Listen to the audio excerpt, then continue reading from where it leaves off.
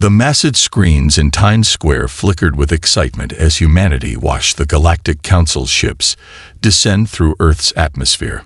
Golden vessels that looked like falling stars painted the sky, their hulls gleaming in the summer sun. People held their breath, phones raised high to capture humanity's first official contact with the galactic community. Among the crowd stood Captain James Miller, his military uniform crisp despite the humid New York air. His eyes narrowed as he studied the approaching ships. 20 years in the Space Force had taught him to look past the shine and search for substance.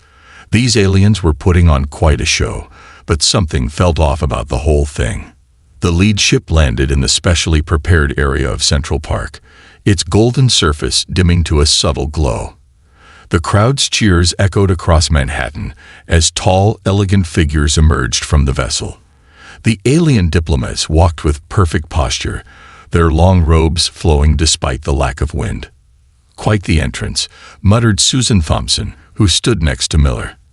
As Earth's leading spacecraft engineer, she had been chosen to evaluate whatever technology the Council might share with humanity. Her dark eyes sparkled with curiosity, but her mouth was set in a suspicious line. The alien delegation approached the waiting human leaders. Their spokesperson, a tall figure with silvery skin, spread 4 arms in what appeared to be a greeting gesture. "People of Earth," the alien's voice carried clearly through their translation device, "we welcome you to the galactic community." The ceremony proceeded exactly as planned. Speeches were made, promises of cooperation and friendship were exchanged, and then came the moment everyone had been waiting for, the presentation of Earth's acceptance gift.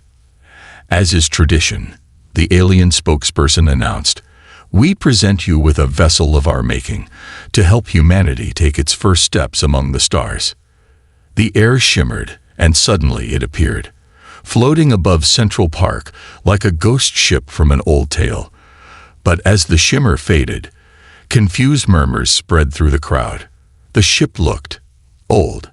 Its hull was a patchwork of dull metal plates, some showing clear signs of wear. It was massive, yes, but it had none of the elegance of the Council's golden vessels. Miller watched as Thompson's fingers flew across her tablet, her frown deepening with each reading. "Captain," she whispered, "these energy readings are barely above minimum spaceflight requirements.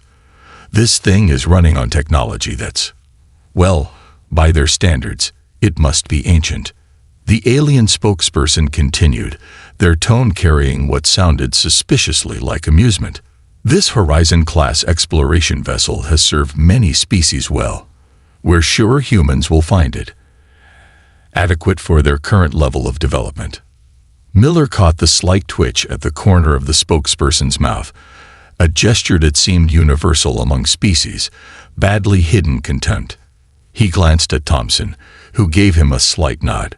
She had caught it too. The ceremony concluded quickly after that.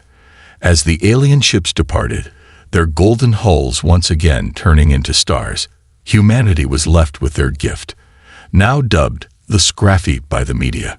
It hung in low Earth orbit like a sad reminder of humanity's place in the galactic hierarchy. 3 days later, Miller found himself floating through the vessel's main corridor with Thompson. The ship's artificial gravity was working, but only at 60% capacity.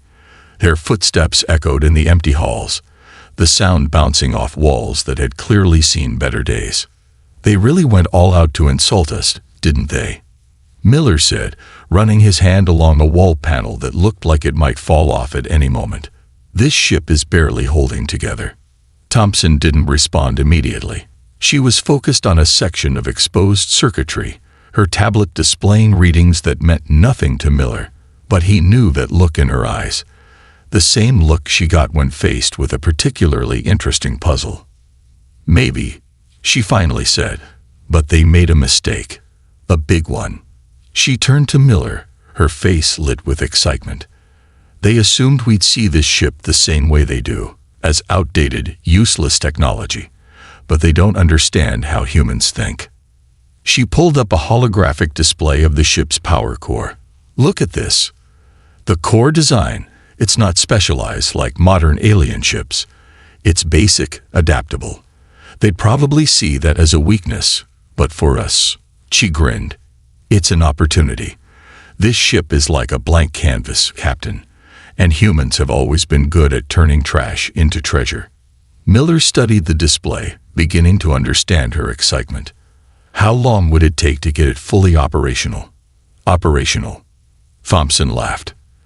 Captain, I don't want to make it operational. I want to make it extraordinary. Give me 6 months, and Earth's best engineers. We'll show the Council exactly what humans can do with their adequate gift. As they continued their inspection, Miller noticed more and more signs that Thompson was right.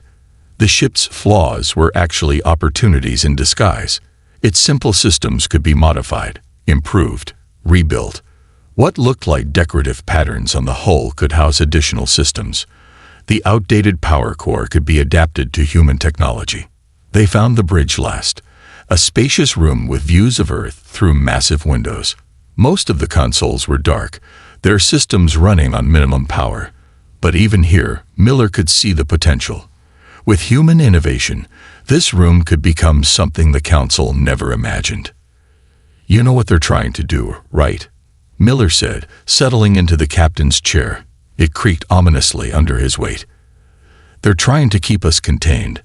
Give us something that looks impressive, but will hold us back technologically. Thompson nodded, already making notes on her tablet. They think they've given us a ship that will take generations to improve upon. They want us dependent on their technology, their approval. She looked up, her eyes gleaming with determination. They have no idea what they've actually given us. Miller smiled, looking out at the Earth below. The aliens had made a crucial mistake. They had given humans exactly what humans do best with: a challenge, an opportunity, and something to prove wrong. Get your team together, he said. I want detailed assessments of every system, every circuit, every bolt. If there's potential for improvement, I want to know about it. He stood up, his mind already racing with possibilities. They handed us what they thought was a useless vessel. Let's show them what humanity can really do. As they left the bridge, Thompson paused at a half-functioning console. With a few quick taps, she brought up the ship's original specifications. You know what the funny thing is, Captain? This ship's base design, it's actually brilliant. Simple, yes, but brilliant. It's almost as if. As if what? As if whoever designed it originally built it to be modified. Like they were waiting for someone to come along who would see it differently.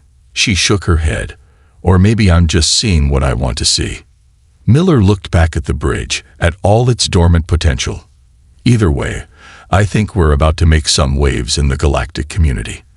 The Council wants to see what humans can do with their gift. He smiled. Let's give them a show they'll never forget. The makeshift command center buzzed with activity as engineers from every corner of Earth gathered to examine the alien vessel. Screens displayed technical readouts, while 3D holograms of ship systems floated in the air.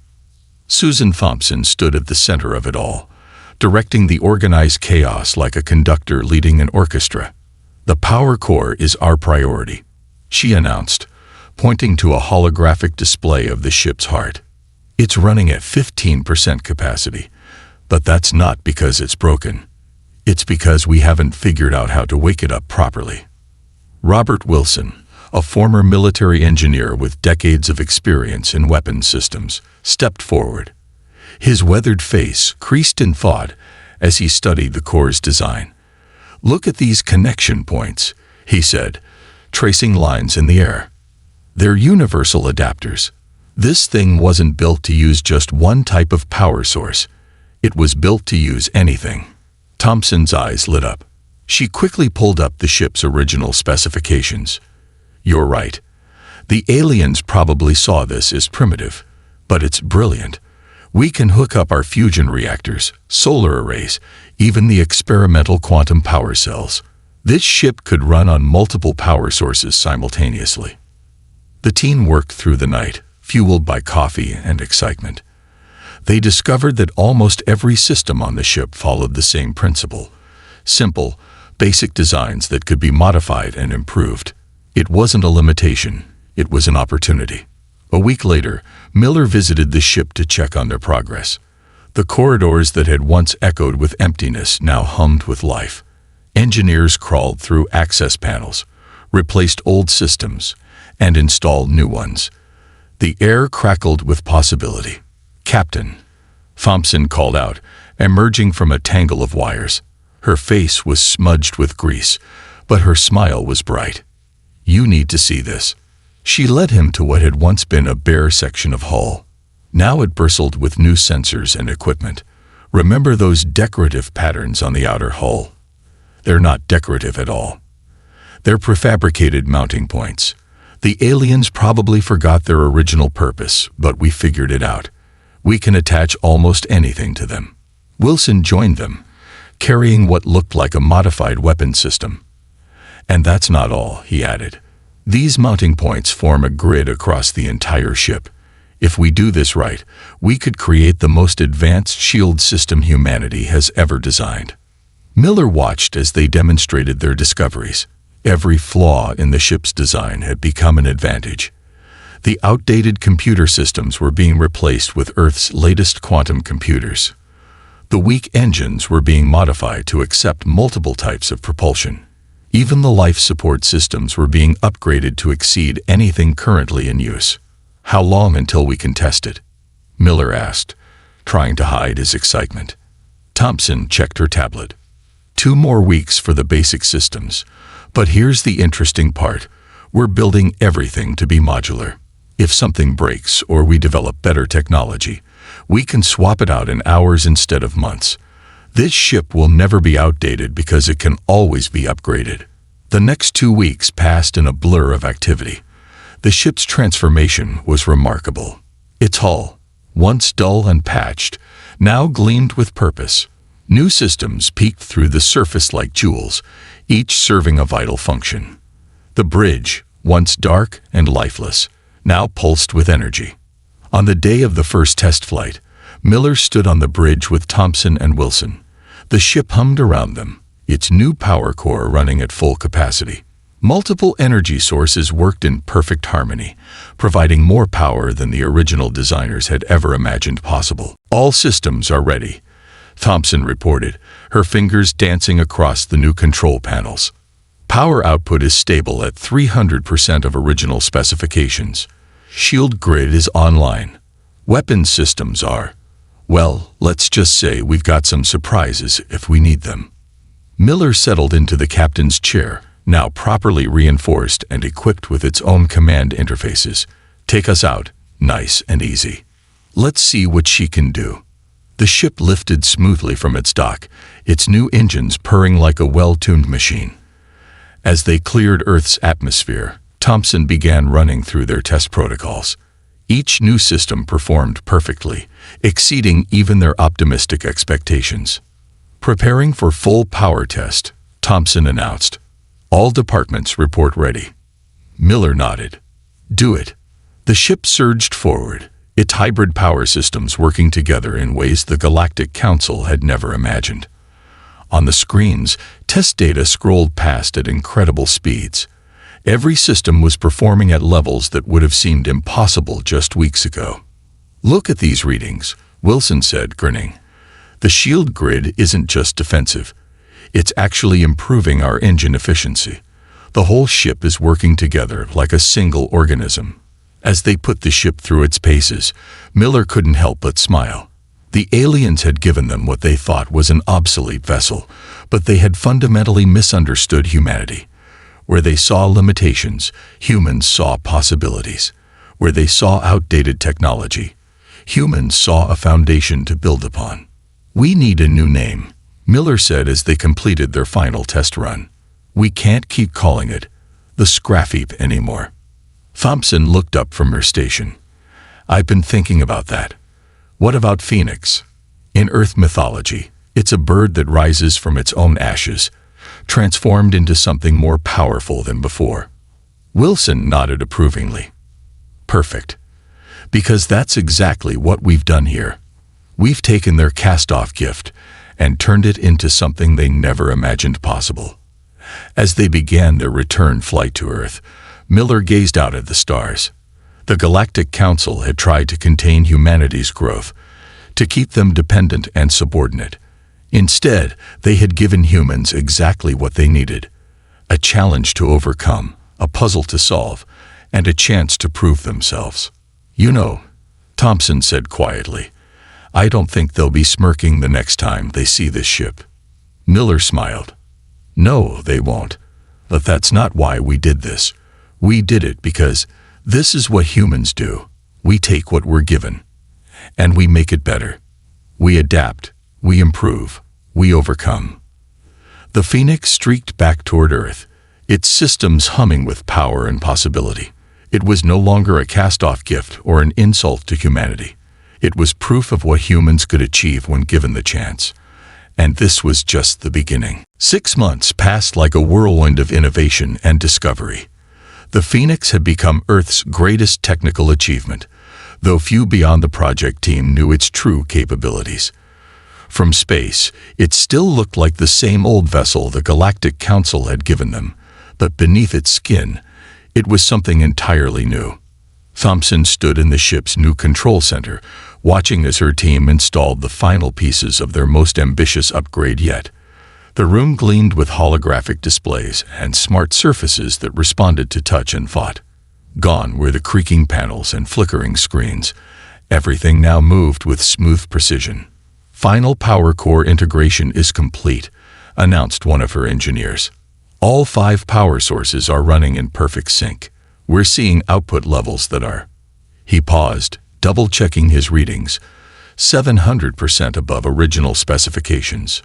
Wilson walked in, carrying his latest creation, a handheld device that looked too small to be dangerous. "Wait until you see what this beauty can do," he said, grinning. "Remember those decorative hull patterns we found? Well, I've figured out how to turn them into weapon ports. One button, and this ship can defend itself from any angle." The Phoenix had indeed become something extraordinary. Its hull now contained thousands of micro-launchers, each capable of deploying everything from defensive shields to offensive weapons. The original designers had left the mounting points, but humans had taken the concept far beyond anything they had imagined. Miller entered the control center, looking impressed with the latest changes. "How's our AI system coming along?" he asked, settling into his command chair, now a marvel of engineering itself, capable of keeping him safe even if the ship took heavy damage. Thompson pulled up a holographic display. A gentle blue light pulsed in time with her words. "Meet AI, Adaptive Response Intelligence Assistant. She's not just a computer. She's a true AI that can learn and adapt. She's already learned to manage all ship systems more efficiently than we ever could manually." "Hello, Captain Miller." AI's voice was calm and clear. "All systems are operating at peak efficiency. The new quantum computing cores have expanded my processing capability by 300% since last week." Miller nodded approvingly. The decision to integrate Earth's experimental AI technology had been controversial, but the results were undeniable. AI had taken their improvements and found ways to make them work even better together. "Show me the shield system," he requested. The holographic display shifted, showing layers of protective fields surrounding the ship. What had started as a simple defense grid had evolved into something revolutionary. The shields now adapted to any threat, using the enemy's own energy to grow stronger. "The latest tests are remarkable," Thompson said, highlighting specific data points. "When we hit the shields with energy weapons, they don't just block the attack. They absorb the energy and feed it back into our power system. The harder someone hits us, the stronger we become." Wilson stepped forward, adding his own data to the display.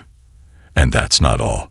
Those simple hull patterns, we've modified them to create a metamaterial surface. We can adjust the ship's radar signature at will. We can look like a small shuttle, a massive warship, or nothing at all." Outside the ship, a maintenance team was installing the final pieces of the new sensor array. The Phoenix could now see further and more clearly than any human vessel before it, But unlike the specialized systems used by the Galactic Council, these sensors could be easily upgraded or replaced as better technology became available. "Time for a full systems test," Thompson announced. The engineering team took their positions, each monitoring different aspects of the ship's performance. Miller watched as screens filled with data, showing the incredible transformation they had achieved. Aria's voice provided updates as each system came online. Primary power grid at full capacity. Secondary and tertiary systems synchronized. Quantum cores operating at optimal levels. Shield grid energized. Adaptive defense systems ready. All weapons in standby mode. Environmental systems at 100%. The ship hummed with power, but it wasn't the unstable vibration they had felt 6 months ago. Now it was a smooth, confident pulse, like a heartbeat. Every system worked in perfect harmony, each improvement building on the others to create something greater than the sum of its parts. "Take us out," Miller ordered. "Let's see what she can really do." The Phoenix lifted smoothly from its dock, its new engines barely making a sound. As they reached orbit, Thompson began running through their test protocol. But this was no simple shakedown cruise. They were going to push the ship to its absolute limits. "Engaging maximum thrust," Thompson announced. The ship surged forward, accelerating faster than anything in Earth's fleet. The stars blurred around them, but inside the ship, no one felt more than a gentle push back in their seats. Wilson monitored the tactical systems as they ran combat drills. Holographic targets appeared and vanished as the ship's weapons tracked and eliminated them with perfect precision. The shield grid sparkled as it deflected simulated attacks, each impact making it stronger. "Energy levels are actually increasing," Thompson reported with satisfaction. "The more we use the systems, the more efficiently they work together. Aria is optimizing everything in real time." They pushed the ship harder, testing every system and capability they had added. The Phoenix responded perfectly, its hybrid systems working together in ways that would have seemed impossible 6 months ago. It was no longer just a ship. It was humanity's greatest achievement. As they completed their final test run, Miller stood at the center of the control room, looking at his crew with pride. "The Council thought they were giving us an obsolete relic," he said.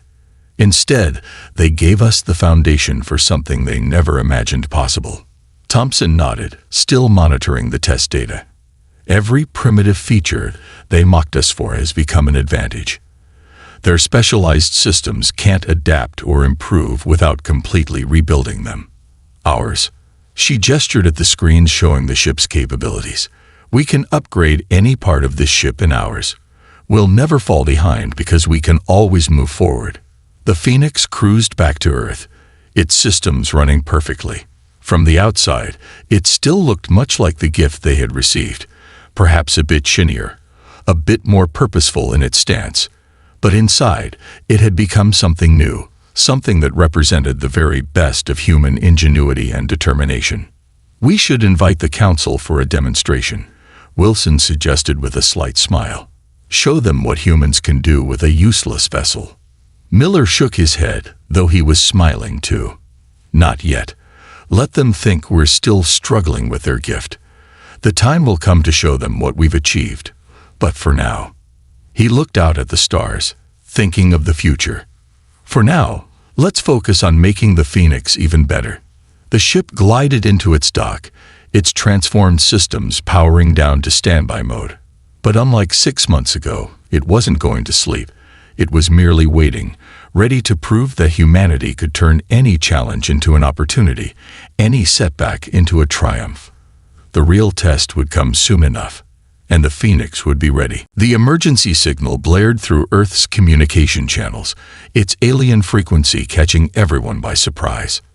Miller was in the middle of a routine system check when Aria's calm voice interrupted his work. "Captain, I'm detecting a distress call from the Galactic Council colony on Delta 9. They are under attack by a significant pirate fleet. Current count shows 37 hostile vessels." Miller straightened in his chair. "How far are we from their position?" We are the closest vessel capable of responding. At maximum speed, we can reach them in 17 minutes. Thompson and Wilson rushed onto the bridge, having received the same alert.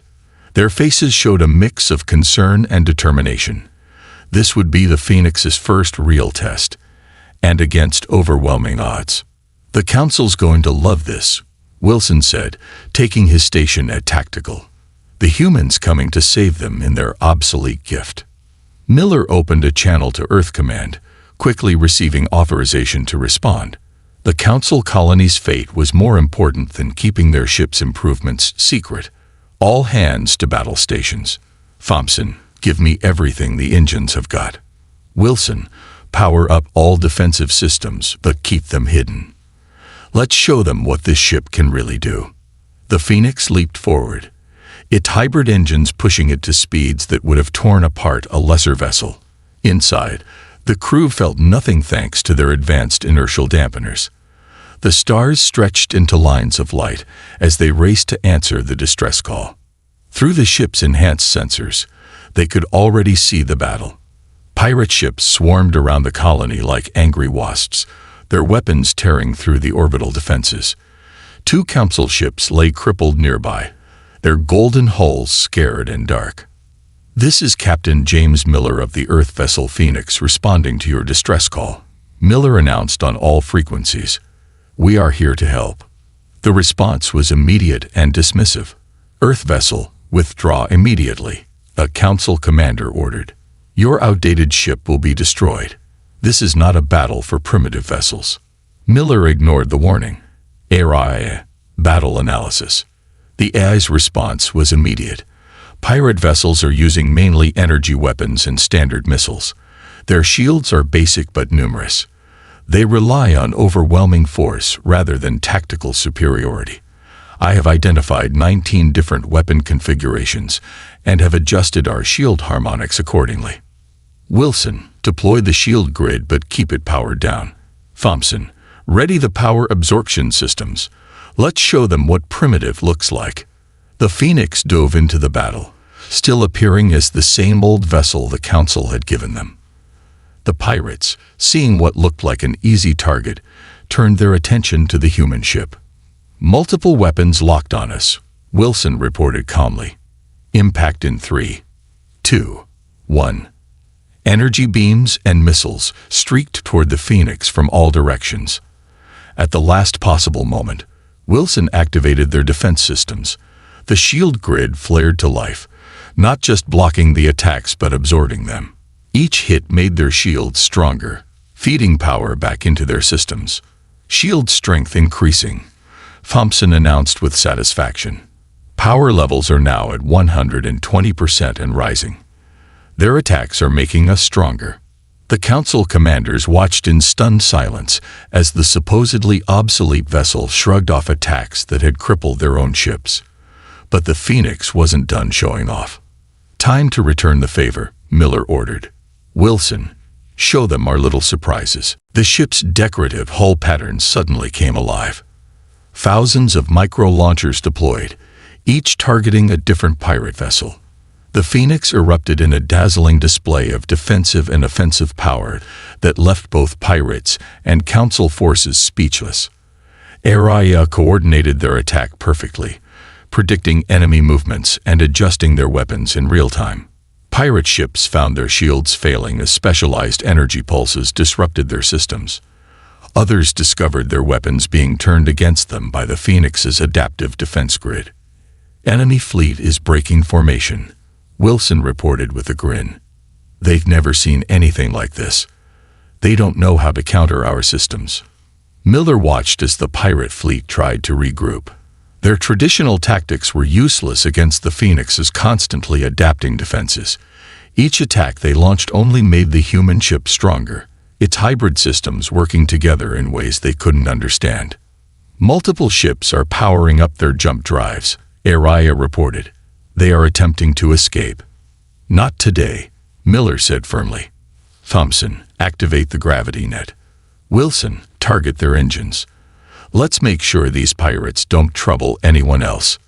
The Phoenix's most innovative system deployed, A web of focused gravity fields that trapped the pirate ships in place.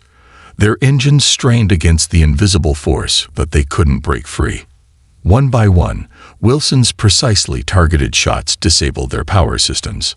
In less than 30 minutes, the battle was over. The pirate fleet that had overwhelmed the Council's defenses lay dead in space, defeated by a single primitive vessel.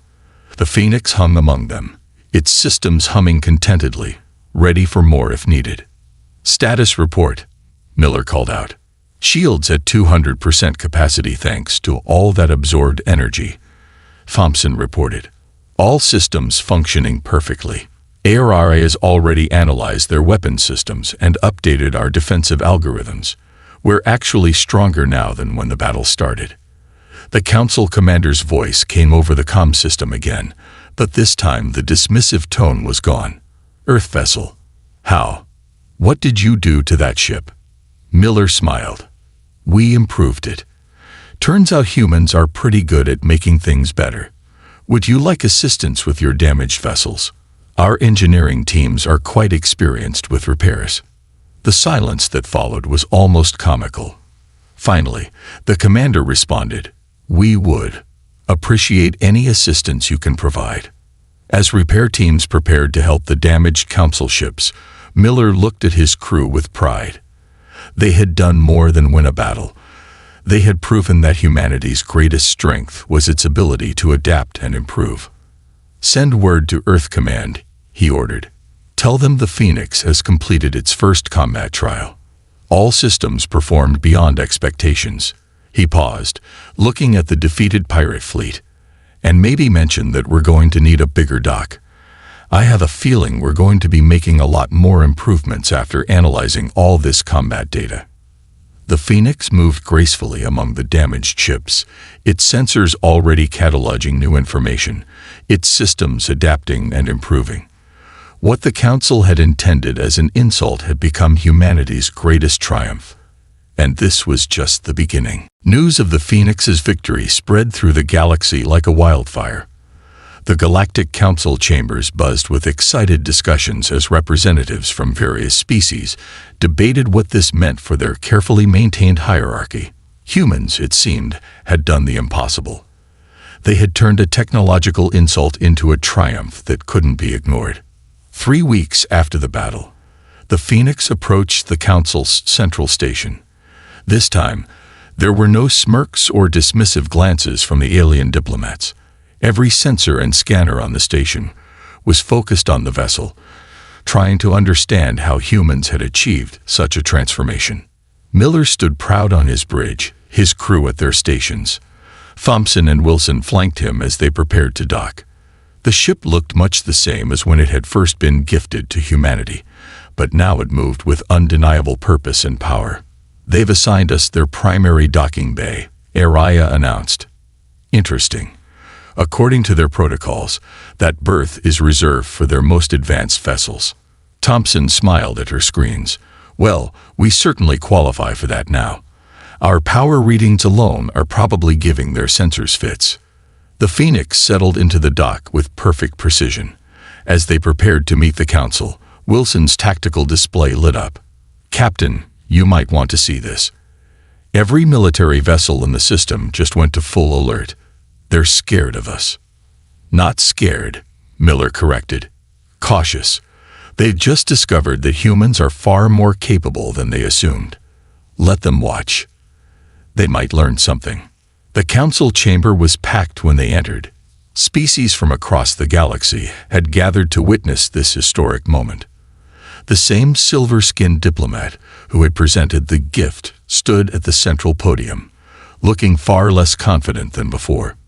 "Humans," the diplomat began, "you have surprised us. Our analysis of your battle with the pirate fleet shows capabilities we did not think possible with such basic technology." "Basic?" Thompson stepped forward, unable to contain herself. "What you saw as basic was actually flexible, adaptable. Your specialized systems are impressive, but they can't grow or change. Ours can evolve." She activated a holographic display, showing the Phoenix's systems. "Every attack makes us stronger. Every battle teaches us something new. We took your gift and made it better not because we're more advanced, but because we think differently." The chamber erupted in discussion. Representatives from various worlds began shouting questions, demanding to know how humans had achieved such results.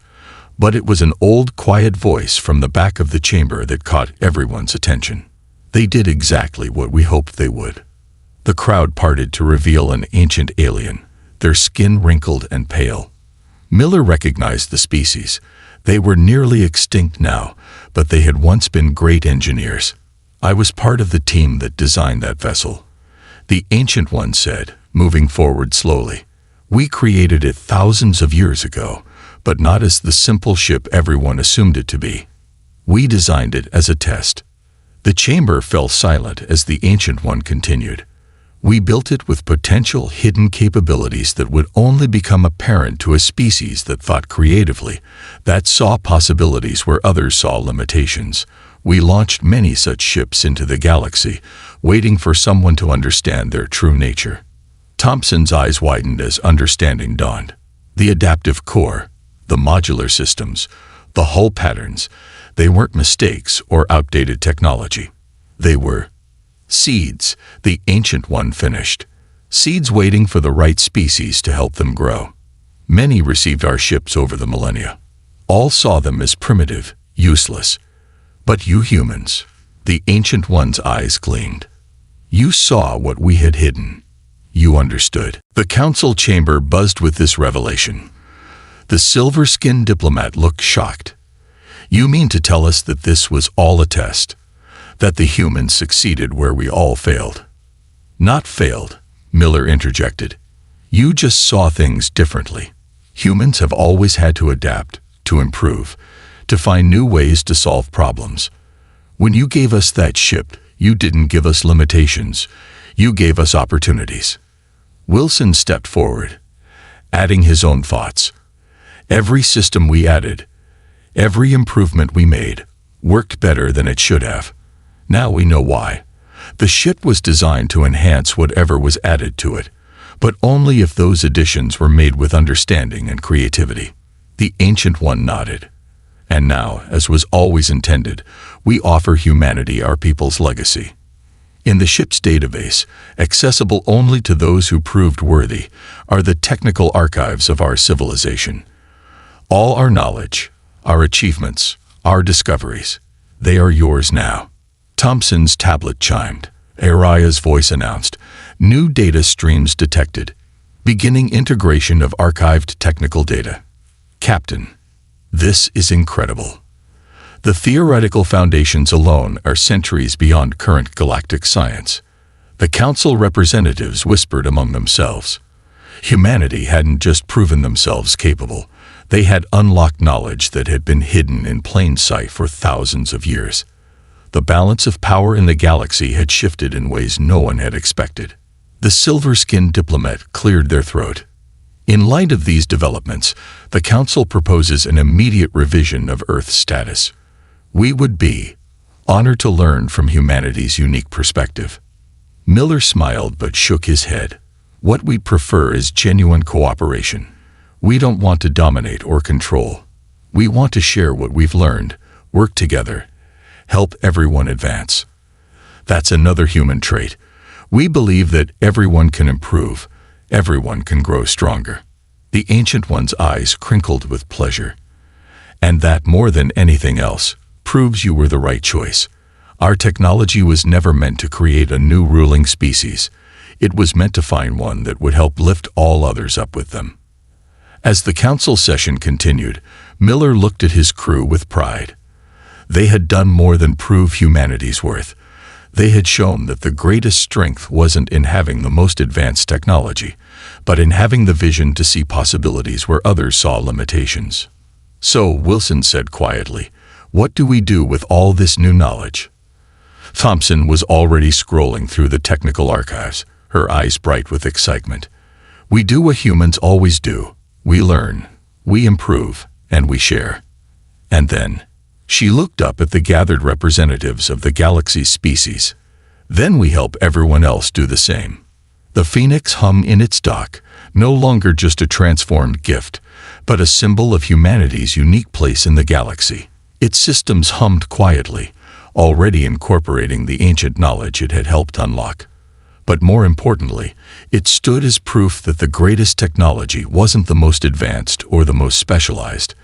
It was the kind that could grow, adapt, and improve. And that was something humans understood better than anyone. Captain Marcus Reed stood with his hands clasped behind his back, his eyes fixed on the large screen before him. The footage played again. The fall of Centauri Prime. Once a jewel of human expansion, now nothing but ruins and ash. The insect-like ships of the Hive swarmed across the planet's surface like locusts, leaving only death behind. Reed's jaw tightened. 20 years. For 20 years, the Hive had eaten its way through the galaxy. System after system fell to their perfect attacks. The Hive was not just an army. It was a single mind spread across billions of bodies. When one saw a weakness, they all knew it. When one learned a tactic, they all used it. Captain. A voice pulled Reed from his dark thoughts. He turned to see Admiral Stone, her aged face lined with worry and lack of sleep. Admiral. Reed nodded. I was just reviewing the Centauri footage again. Again? She raised an eyebrow. You've watched it 17 times since yesterday. Reed gestured to the screen. I keep looking for something. Anything that might show a weakness. Admiral Stone walked to the large window that looked out over the massive ship docks. There, the Defiance hung in space, sleek, dark, and deadly. Earth's most advanced warship, perhaps humanity's last hope. The Defiance is ready, she said. The quantum disruption systems are installed and tested as much as possible without a live target. Reed joined her at the window. The Defiance was beautiful in a cold, hard way, over 800 meters long. Its black hull absorbed light rather than reflected it. Unlike the organic, bulbous ships of the Hive, the Defiance was all angles and purpose. 300 crew, Reed said quietly, against an empire of trillions. Admiral Stone turned to face him. Sometimes, Captain, it only takes one sword to kill a giant. If you hit the right spot. She walked to a nearby table and pressed a button. A holographic map of the galaxy appeared, with large red areas showing Hive territory. The map was mostly red now. Your mission is simple on paper, impossible in reality, she said. Take the Defiance deep into Hive space. Use the stealth systems to avoid detection. Find the central nexus where the Queen Mothers gather and destroy it. Reed stared at the map. The central nexus was at the heart of Hive territory, surrounded by thousands of conquered systems and countless enemy ships. The quantum disruption weapons are our best guess. Stone continued. Based on everything we know about Hive biology, the weapons should break their neural connections. Without the Queen Mother's control, the Hive might fall apart, or at least be weakened enough that we can fight back. And if they don't work? Reed asked. Stone's face hardened. Then humanity falls. Earth is next on their list, Captain. We both know it. Reed nodded slowly. When do we leave? Tomorrow at dawn. Your crew is the best we have left. The best Earth has to offer. The next morning, Reed walked through the busy halls of the Defiance. Crew members saluted as he passed. Some faces showed fear, others determination. All knew they might never see Earth again. He entered the bridge, a large, circular room with workstations arranged around a central command chair. Screens showed the ship's systems, all glowing green and ready. Captain on deck, called Commander Eliza Winters, his second in command. The bridge crew stood at attention. At ease, Reed said, taking his seat. Status report. All systems green, Captain, reported Lieutenant Thomas, the ship's engineer. The quantum drive is stable. Weapons are loaded and ready. Stealth systems are online, added Lieutenant Amaradias from the tactical station. We should be invisible to Hive sensors as long as we don't use main engines or weapons. Reed nodded. Good. What about the crew? Commander Winters stepped forward. 300 crew members, all present and accounted for. The best pilots, engineers, and soldiers Earth has. We're ready, sir. Reed looked around at their faces. Young, most of them. Too young for such a burden. But there was no one else. Very well. Commander Winters, begin undocking procedures. The massive clamps holding the Defiance released with hollow booms that echoed through the hull. The ship drifted free of the dock, its minimal thrusters keeping it stable. On the main screen, Admiral Stone appeared from Earth Command. Captain Reed, you are cleared for departure. May God go with you, because we cannot. Reed nodded. We won't fail, Admiral. I know you won't, she said, and her image vanished. Set course for the Hive border, Reed ordered. Prepare for quantum jump. The helmsman's fingers flew over the controls. Course set, Captain. Quantum drive spooling up. Reed took a deep breath. Once they jumped, there was no turning back. They would be alone, deep in enemy territory, with no support and no rescue possible. Captain, said Lieutenant Dias, I've been studying Hive communication patterns. There might be weaknesses in how they coordinate over long distances. Reed turned to her. Explain. Their neural network is fast, near instantaneous, but it still has to follow the laws of physics. Over vast distances, there must be relay points. If we could identify and target those. Reed nodded. Good thinking, Lieutenant. Make that a priority once we're in Hive space. He turned back to the main screen, which now showed the stars ahead. Somewhere out there was the heart of the enemy, the central nexus, and they were going to find it. All hands, secure for quantum jump, Reed announced over the ship-wide comm. This is not a drill. Throughout the ship, crew members strapped into acceleration couches or held onto safety rails. In the medical bay, Dr. Morgan checked his supplies one last time. In the engine room, engineers monitored the experimental quantum drive with nervous eyes. Quantum drive at full power, reported the helmsman. Ready to jump on your mark. Reed took one last look at Earth on a side screen. Blue, beautiful, alive. Worth any sacrifice to protect. Execute jump, he ordered. Space twisted around the Defiance. Stars stretched into lines. There was a moment of impossible pressure, as if the universe itself resisted their passage.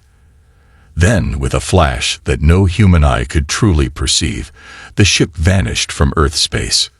The Defiance had begun its journey into the heart of darkness. When they emerged from quantum space hours later, Earth was just another distant star. Ahead lay the border systems, the first conquered by the Hive, now transformed into bizarre alien landscapes covered in massive Hive structures. Stealth systems active, reported Lieutenant Dias. No sign of detection. Begin long-range scans, Reed ordered. Look for Hive patrol patterns, communication relays, anything that might help us navigate deeper. As the crew worked, Reed stood alone at the front viewport, 300 humans against an empire of trillions. The odds were impossible. But humans had always done the impossible. It was time to do it again. The Defiance slipped through space like a shadow. For 3 days, they had moved deeper into Hive territory, using asteroid fields and radiation belts to mask their presence. Captain Reed stood on the bridge, studying the tactical display. 5 Hive patrol ships passed less than 50,000 kilometers away, close enough to see with the naked eye through the viewports. They have no idea we're here, whispered Lieutenant Dias, almost afraid to break the silence. Reed nodded. The stealth system works better than we hoped, but we can't get overconfident. The Hive ships resembled massive insects, their hulls organic rather than built, with sections that pulsed and moved like living tissue. They were beautiful in a terrible way. Sensors are picking up a small planet in the next system, reported Commander Winters. It was once a human colony. New Eden. Reed's jaw tightened. Let's take a closer look. But keep our distance. The Defiance changed course, using minimal engine power to avoid detection. Hours later, they entered orbit around what had once been a garden world. The bridge crew fell silent as the images appeared on screen. New Eden was now unrecognizable. The green forests and blue oceans were gone, replaced by vast, gray hive structures that covered the entire surface. Massive towers reached into the atmosphere, connected by organic bridges. Between them flew smaller hive creatures, carrying materials or food. "My God," someone whispered. "Magnify that section," Reed ordered, pointing to an area where movement caught his eye. The screen zoomed in. What they saw made even the hardened soldiers on the bridge turn away. Human colonists, or what was left of them, shuffled in long lines into the hive entrances. Their eyes were empty, their movements mechanical. Many had hive technology grafted onto their bodies. "They're being processed," Lieutenant Diaz said, her voice tight with anger. "Turned into workers or food." Reed's hands gripped the railing until his knuckles turned white. This is what happens to every world they take. This is what will happen to Earth if we fail. He turned to his crew. "I want all sensor data recorded. Earth needs to see what we're fighting." As the Defiance continued its covered observation, alarms suddenly blared. "Captain," Lieutenant Thomas called from engineering. "We have a problem with the stealth system. Power fluctuation in Section 4. Reed reacted instantly. "Full power to stealth. Move us behind that moon. Now." The ship accelerated, hiding in the shadow of New Eden's largest moon, just as 3 hive patrol ships changed course toward their former position. They detected something, but they're not sure what. Commander Winters reported, watching the hive ships scan the area they had just vacated. For tense minutes, the bridge crew held their breath. Finally, the hive ships resumed their patrol route. "That was too close," Reed said. "Lieutenant Thomas, status of the stealth system." "Fixed for now, Captain. But the system wasn't designed for continuous use. We'll need to power down for maintenance soon." Reed nodded. "Find us somewhere safe to hide. We need to make repairs before pushing deeper." 2 days later, the Defiance hid in a dense nebula, its hull coated with cosmic dust. Inside, the crew worked in shifts to repair not just the stealth system, but other systems strained by their journey. Lieutenant Diaz had converted one of the ship's labs into an analysis center. Screens covered the walls, showing hive communication patterns she had recorded. Captain Reed entered, carrying 2 cups of coffee. He handed one to Diaz, who accepted it gratefully. "Any progress?" he asked. She pointed to one of the screens. "I think I found something. A hive communicates through a neural network, like a giant brain spread across space. But the signal has to travel, and over long distances, it degrades." She touched a control, and the display changed to show a map of hive territory, with glowing points scattered throughout. "These are relay stations. They boost and clean the signal between distant hive clusters and the central nexus. Without them, parts of the hive would be cut off from the Queen's control." Reed studied the map with growing interest. "If we destroy one, we create a blind spot," Diaz finished. "A section of hive space where the Queens can't see or control as effectively." Reed smiled for the first time in days. "Good work, Lieutenant. If we—" He was interrupted by the ship-wide alert system. "Captain to the bridge. Urgent." Reed and Diaz ran to the bridge, where Commander Winters was already organizing a response to whatever emergency had arisen. "Report," Reed barked as he entered. Sensors detected a small ship entering the nebula. Winters explained, "Not hive design. It appears to be human, sir." Reed frowned. "Human? Out here?" "Put it on screen." The main display showed a battered transport vessel, barely larger than a shuttle. Its hull was scorched from weapons fire, and it moved erratically, as if damaged or piloted by someone unskilled. "They're broadcasting a distress signal," the communications officer reported. "Audio only." "Let's hear it," Reed ordered. A static-filled message played through the bridge speakers. "Survivors from New Titan. Hive attack. Need immediate assistance. Running out of air." Reed hesitated. This deep in enemy territory, any contact with another ship was dangerous. But they couldn't ignore humans in distress. It could be a trap, Commander Winters cautioned. Or it could be survivors who need our help, Reed countered. Scan that ship thoroughly. Any sign of hive technology or biology, we back off immediately. The minutes ticked by as the Defiance's sensors probed the damaged vessel. 12 human life signs detected, reported the sensor officer. No hive signals. Their life support is failing. Sir. Reed made his decision. Bring them aboard. Full quarantine protocols. Security teams on standby. Hours later, Reed entered the ship's medical bay. 12 survivors had been rescued, now being treated for injuries and malnutrition. Dr. Morgan approached Reed with a datapad. They're from the research outpost on New Titan, the doctor explained. A hive attacked 3 weeks ago. These people escaped in an emergency transport. Reed nodded, then noticed one of the survivors, an older man with gray hair and intense eyes, watching him closely. Who's that? Reed asked quietly. Dr. James Weber, Morgan replied. He was the lead cynobiologist at New Titan. Spent years studying hive biology before the invasion. Reed approached the man, who sat up straighter as the captain neared. Dr. Weber. I'm Captain Reed. Weber gripped Reed's hand with surprising strength. Captain, your ship, it's not like anything I've seen before. Military. Yes, special mission. Weber's eyes narrowed. You're hunting them, aren't you? The hive. Reed didn't answer directly. You studied them. What can you tell me about their weaknesses? A small smile crossed Weber's tired face. I spent 15 years looking for exactly that, Captain. And I found something. Something they tried to kill me for discovering. Reed leaned closer. What? Their neural network has limitations. The Queens need signal clarity to maintain control. That's why they build relay stations. But there's more. Weber lowered his voice. Their biology, the way their minds connect, it's vulnerable to specific energy frequencies. Hit them with the right signal, and their perfect coordination shatters.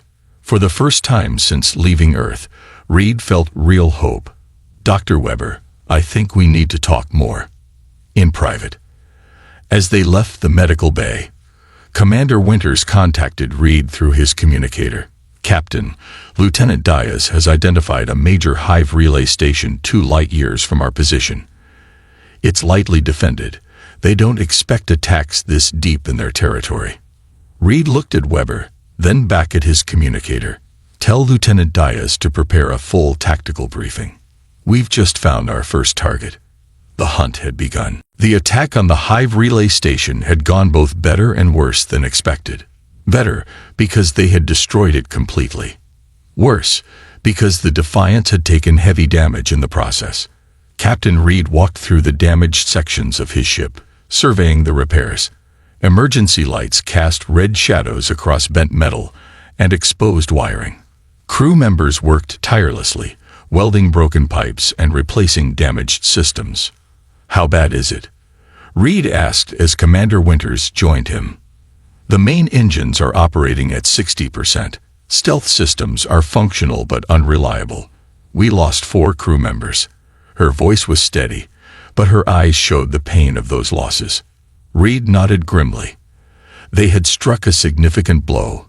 According to Dr. Weber and Lieutenant Diaz, they had created a blind spot in hive communications that would take weeks to fix. But the cost had been high. And the quantum disruption weapon? He asked. Undamaged, thankfully. Lieutenant Thomas says it's stable. She paused. Captain, the crew is talking. Some of them think we should turn back, report what we've learned so far. Reed stopped walking. And what do you think, Commander? Winters met his gaze. I think we've come too far to turn back. We've proven the hive can be hurt, but the mission is getting harder with every light year. Gather the senior officers in 1 hour, Reed ordered. We need to discuss our next move. In the ship's conference room, the mood was tense. Lieutenant Thomas reported on repairs. Dr. Morgan gave an update on the wounded. Lieutenant Diaz presented new data on hive movements in response to their attack. Dr. Weber, who had been made a temporary advisor, spoke last. The relay station attack confirmed my theories. When it was destroyed, the hive ships in the area became disorganized. Some even fired on each other in confusion. He activated a display showing data collected during the battle. But the effect was temporary. The Queens adjusted quickly, routing commands through alternative pathways. To truly cripple them, we need to strike at the central nexus itself. Reed studied the star map. The attack has given us an advantage. This sector of space is now less coordinated, less defended. We have a path forward. A path to what exactly? Asked Lieutenant Thomas, his voice strained from exhaustion. Even if we reach the central nexus, what can one ship do against the heart of their empire? The room fell silent. It was the question many had thought, but few dared ask. Reed looked around at his officers. Dr. Weber and Lieutenant Diaz have been working on something. Tell them. Diaz stood. The samples we collected from the relay station contained biological computer components, living tissue that processes and transmits the hive's neural signals. Dr. Weber found specific frequencies that disrupt these signals. Weber continued. The quantum disruption weapon was designed based on theoretical models. Now we can calibrate it to the exact frequency it will shatter the Queen's control network. One shot, Reed said.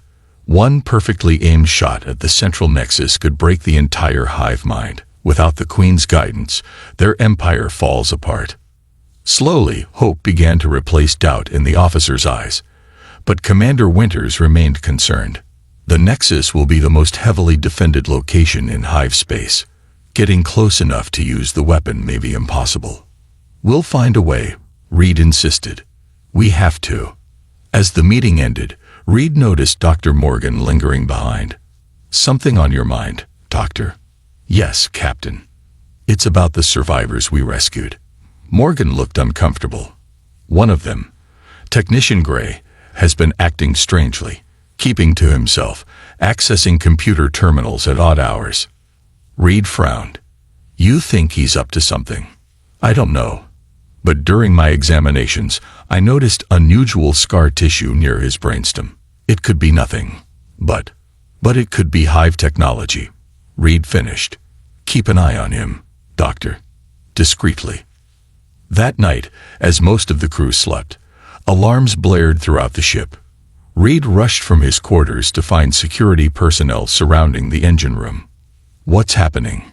He demanded. Technician Gray, reported the security chief. He was caught tampering with the engine cooling systems. When confronted, he attacked 2 crew members. Reed pushed through to see Gray being restrained. The man's eyes were wild, his movements jerky and unnatural. Most disturbing was the back of his neck, where the skin had split open to reveal a small pulsing organ that wasn't human. Dr. Weber arrived moments later and paled at the sight. A control node. He's been partially converted. A sleeper agent. The hive knows we're here, Reed realized. They let us rescue the survivors so this spy could sabotage us from within. Worse, Weber said, examining the damage to the engines. He was trying to overload the quantum drive. If he had succeeded, Reed didn't need him to finish. The explosion would have destroyed not just the Defiance, but everything within a light year. How many systems did he access? Reed asked the security chief. Main engines, navigation, and communications. We're checking for sabotage now. Commander Winters arrived, her face grim. Captain, long-range sensors are detecting multiple hive ships converging on our position. At least 30 vessels, including 2 hive carriers. Reed's mind raced. Their location was compromised. The ship was damaged. They had a traitor on board who might have planted other sabotage they hadn't found yet. How long until the hive fleet reaches us? He asked. 3 hours at most, Winters replied. Reed straightened his back. This was the moment that would define their mission, perhaps define humanity's future. We can't run. And we can't hide, he said. Lieutenant Thomas, what's the status of our weapons? Conventional weapons at 80%. Quantum disruption weapon is functional but needs 12 hours for full calibration with the new data. We don't have 12 hours, Reed said. Lieutenant Diaz, what's the closest route to the central nexus from here? Diaz checked her datapad. Through the Cygnus Nebula. It's unstable, radioactive. The hive avoids it because the radiation interferes with their neural network. Perfect, Reed said. That's where we're going. Sir, Winters objected. The nebula is dangerous for us too. The radiation levels are preferable to certain death, Reed finished. And the nebula gives us another advantage. He walked to the main display and brought up the nebula's composition. These gas pockets are highly flammable. If we can lure the hive fleet in and ignite the gases. Understanding dawned on the officers' faces. Prepare for emergency jump to the Cygnus Nebula, Reed ordered, and get Dr. Weber and Lieutenant Diaz working on a way to speed up the weapon calibration. We may not have much time once we arrive. As the crew rushed to their stations, Reed stood alone for a moment, considering their desperate gamble. They would dive into one of the most dangerous regions of space, pursued by an overwhelming enemy force, with a weapon not yet ready for use. But sometimes, the only way forward was through the fire. Captain, called Lieutenant Diaz from her station. High ships have increased speed. Estimated arrival now 2 hours. Reed nodded. Begin jump countdown. We're not dying here today. The Defiance hummed as its damaged engines powered up, preparing to leap into the heart of the nebula. And closer to their ultimate target, the central nexus itself. The Defiance burst from quantum space into the Cygnus Nebula in a flash of energy. Alarms blared throughout the ship as radiation warnings activated. Outside the viewports, swirling clouds of purple and green gas created an otherworldly landscape. Radiation shields at maximum, reported Lieutenant Thomas. They'll hold for now, but we can't stay here long. Captain Reed nodded. Status of the Hive Fleet. They'll be here in 20 minutes, said Lieutenant Diaz. 30 ships, including 2 carriers. Reed studied the tactical display. The nebula was a maze of gas clouds, radiation pockets, and debris. Dangerous for any ship, but especially for the Hive with their organic technology. Here's the plan, Reed announced to his bridge crew. We'll move deeper into the nebula, to this large gas pocket. He pointed to a massive cloud on the display. When the Hive follows, we'll ignite the gases with a controlled fusion burst. Commander Winters frowned. Sir, that close to a fusion reaction. Our shields might not. They won't follow us all the way in, Reed interrupted. They'll spread out to surround us. That's when we'll ignite the gas and make a blind quantum jump through the explosion. The officers exchanged worried glances. A blind quantum jump was incredibly risky. They could emerge inside a star or planet, but staying meant certain death. Lieutenant Thomas, how are the engines? Reed asked. Holding at 65%. The quantum drive is damaged but functional. 1 jump is all we can manage before major repairs. Reed's expression remained determined. 1 jump is all we need. Plot a course for the central nexus. The bridge fell silent. Sir, Commander Winters said quietly, the central nexus is the most heavily defended location in high space. If we jump there directly, it's also the last place they'll expect us, Reed replied. After the nebula explosion, they'll think we're destroyed or running for home. This may be our only chance to reach the nexus with the element of surprise. Dr. Weber, who had been quietly observing, spoke up. Captain, the weapon calibration is only at 70%. We need more time. Time is the one thing we don't have, Doctor. Can it work at 70%? Weber hesitated. Possibly, but the effect might be limited or temporary. Limited is better than nothing, Reed said firmly. Everyone to battle stations. This is what we came for. The Defiance moved deeper into the nebula, its engines leaving a faint trail that the pursuing Hive ships could follow. Inside, The crew worked frantically to prepare for their desperate gambit. In the weapons control room, Lieutenant Diaz and Dr. Weber made final adjustments to the quantum disruption weapon. If we boost power to the main emitter, Weber suggested, we might compensate for the incomplete calibration. Diaz nodded, but that could burn out the system after one shot. One shot is all we'll get anyway, Weber replied grimly. On the bridge, Reed watched as the first Hive ships entered the nebula. As predicted, they spread out, trying to surround the human vessel. They're in position, reported the tactical officer. All Hive ships have entered the gas cloud. Reed took a deep breath. Ignition sequence in 3, 2, 1. Fire. The Defiance launched a small fusion missile into the heart of the gas cloud, then immediately powered up its quantum drive.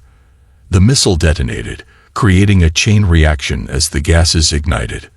A massive wave of energy expanded outward, engulfing the Hive ships. Quantum jump now, Reed ordered. The stars stretched around them as the ship leaped into quantum space, the explosion's shockwave just meters behind them.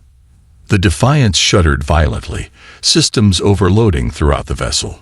Then darkness. Reed awoke to the sound of emergency systems and the red glow of backup lighting. He pulled himself from the floor where he'd been thrown during the jump. Status report, he called, his voice hoarse from smoke. Commander Winters was already on her feet, blood trickling from a cut on her forehead. Multiple systems damage. Life support at minimal levels. Engines offline. Where are we? Reed asked, dreading the answer. Lieutenant Diaz, who had returned to the bridge just before the jump, checked her damaged console. Her eyes widened. Sir, we're exactly where we wanted to be. She looked up, her expression a mixture of awe and fear. We're in orbit around the central nexus. Reed moved to the viewport. Outside, against the backdrop of stars, floated an enormous structure, part machine, part living organism. It was roughly spherical, hundreds of kilometers across, with countless ships coming and going from docking bays along its surface. The heart of the Hive Empire. They haven't detected us yet, Diaz said. Our systems are so damaged that we're barely registering on sensors. They think we're just debris. Reed felt a glimmer of hope. How long until they realize we're here? Hours, maybe. But we won't last that long without repairs. Dr. Weber entered the bridge, his face grim. Captain, I've checked the quantum disruption weapon. It's intact but can't be fired from this distance. We need to get closer, much closer. Reed stared at the massive structure. How close? Inside. Weber answered. The weapon needs to be placed at the central control hub to affect all the Queen Mothers simultaneously. Silence fell on the bridge as the implication sank in. A boarding party. Commander Winters said finally. A small team could take a shuttle, disguised with the Hive signatures we recorded. Plant the weapon and get out before it detonates. Reed nodded slowly. I'll lead the team. No, Captain, Winters countered. The ship needs you. I'll lead the boarding party. Before Reed could argue, Lieutenant Thomas called from engineering through the comm system. Captain, we've got more problems. Life support is failing faster than expected. We have maybe 5 hours of air left. Reed made his decision. Commander Winters, select 4 crew members for the boarding party. Lieutenant Diaz, you go with them. You understand the weapon better than anyone except Dr. Weber. What about the Defiance? Winters asked. We'll make emergency repairs. Once the weapon is planted, we'll pick you up and get out before detonation. Reed looked around at his crew. This is it. Everything we fought for comes down to the next few hours. An hour later, a small shuttle launched from the Defiance. Modified to broadcast Hive identification signals and covered with samples of Hive organic material, it looked like just another worker craft approaching the massive nexus. Inside, Commander Winters and her team prepared their weapons and the modified quantum disruption device. Remember, Winters told them, we plant the device at the central hub, set the timer for 30 minutes and get out. The Defiance will meet us at Extraction Point Alpha. Lieutenant Diaz checked the device one last time. Once this activates, it will disrupt the neural connection between the Queens and their forces. Without guidance, the entire hive mind collapses. The shuttle approached a small maintenance dock on the Nexus's surface. So far, their disguise was working. One way or another, Winters said quietly, "The Hive Empire ends today."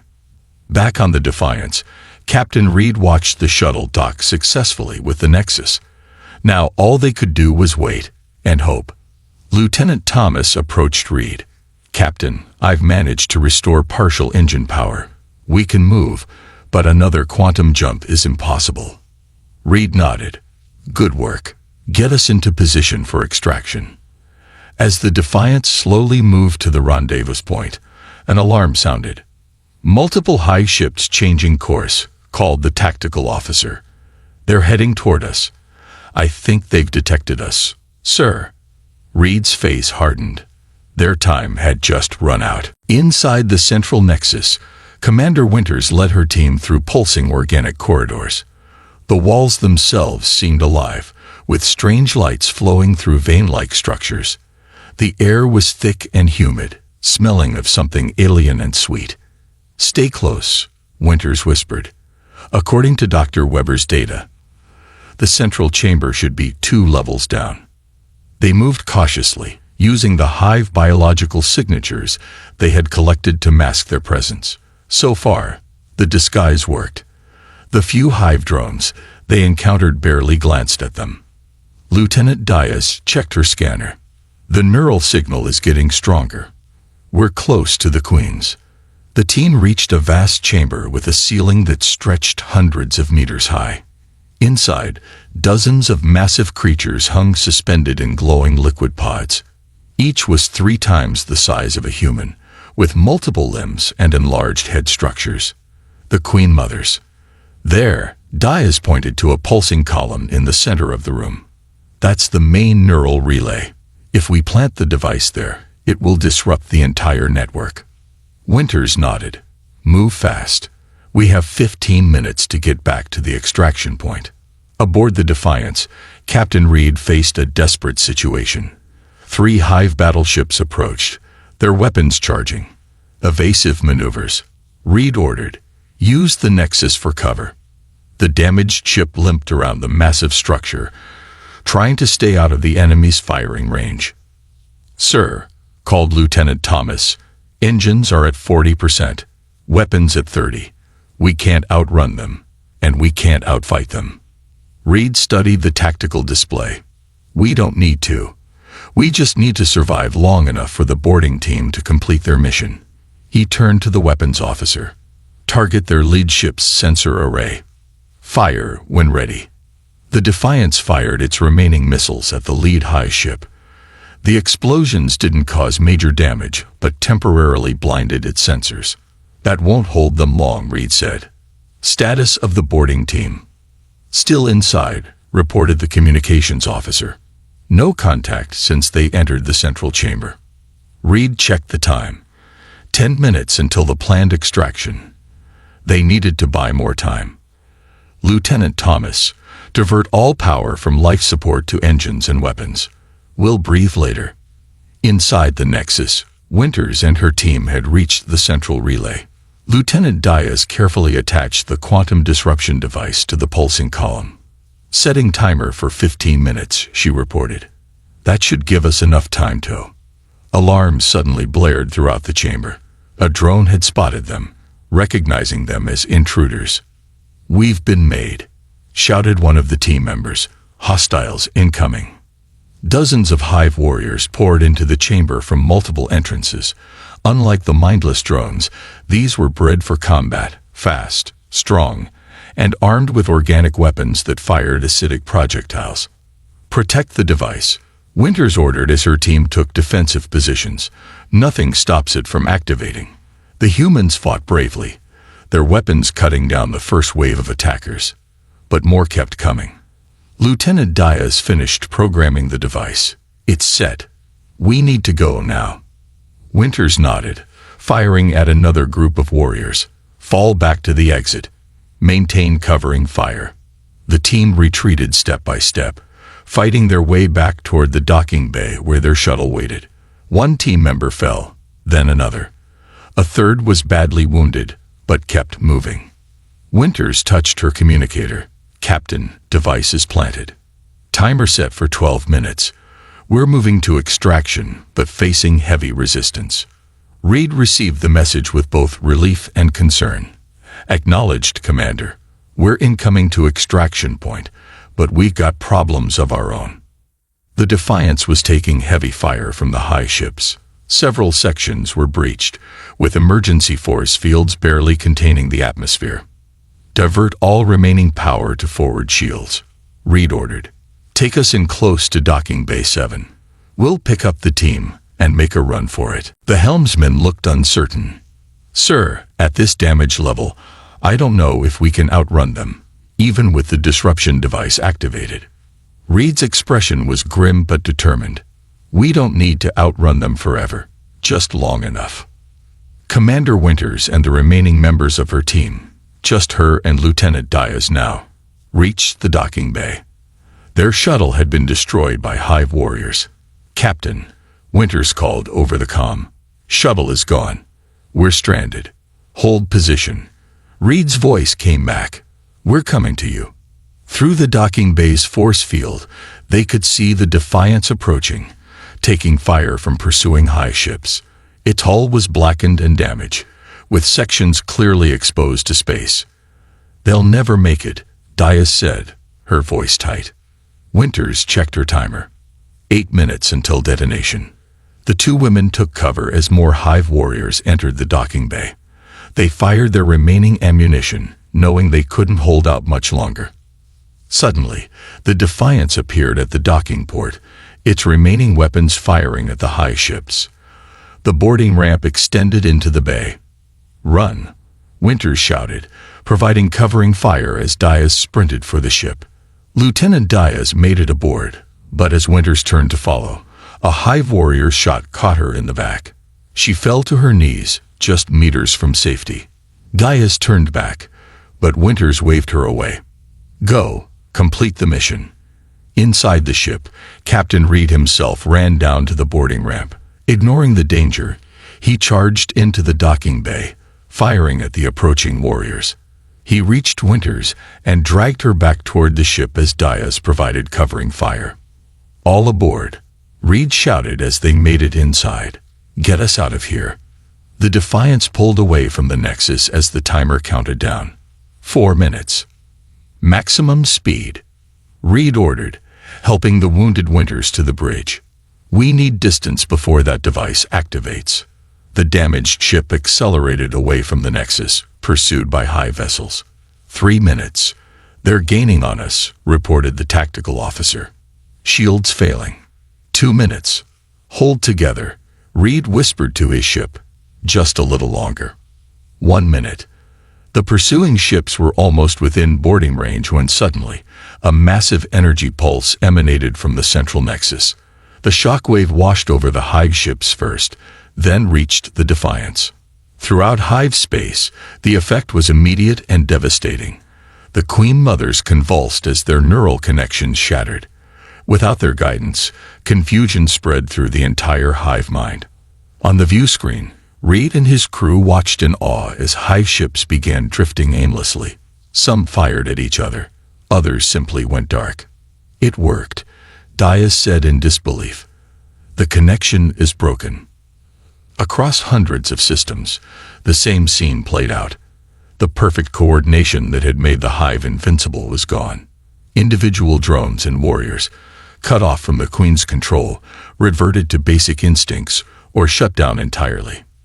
3 days later, the badly damaged Defiance limped through space, making for the border of what had been Hive territory. Commander Winters was recovering in the medical bay, though she would never fully heal from her injuries. On the bridge, Captain Reed received a transmission from a nearby system, one that had been under Hive control for years. "This is Freedom Station," came a voice they had never expected to hear again. "To unknown human vessel. We are free." The hive controller suddenly collapsed 2 days ago. Please identify yourself. Reed smiled for the first time in weeks.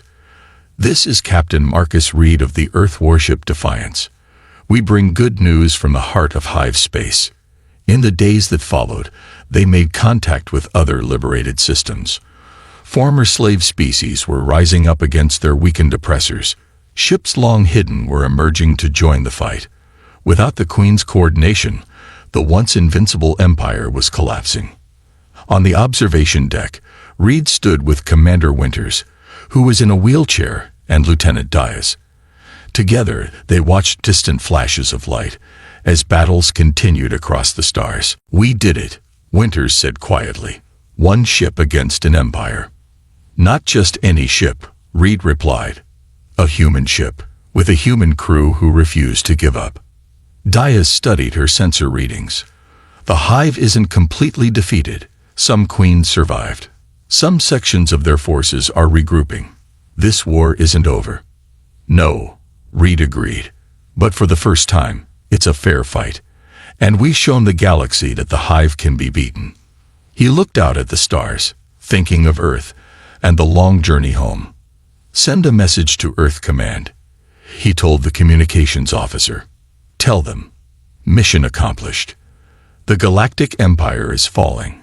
Humanity stands undefeated." As the Defiance continued its journey home, word of its victory spread from system to system. The legend grew of the lone human warship that had broken an empire. And throughout the galaxy, oppressed peoples looked to the stars with something they had almost forgotten: hope.